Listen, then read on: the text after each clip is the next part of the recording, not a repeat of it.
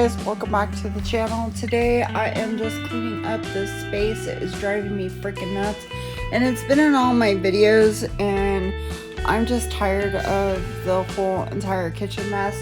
So I'm trying to do that. I put some door handles on one of the top shelves, and here pretty soon I'm going to be doing a bunch of other remodeling in this area, so I am just gearing up for that part of things.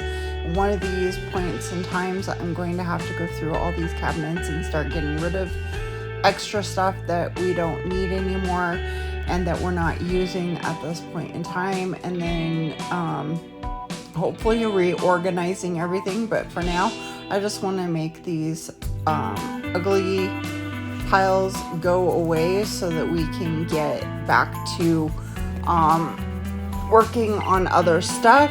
So I'm just doing a kitchen real fast cleanup. Sometimes, like when I am too busy with cleaning everything up, it's like it just piles and piles because it's just easier to grab it instead of putting it away. Unfortunately, for my mental capacity, that is not always a great idea, and I feel like it is hindering things even more. So here pretty soon after the bathroom remodel is done, we're coming back to the living room and we're gonna start getting rid and putting stuff more away, and finishing up what I started in this area before all the mold issue was occurring.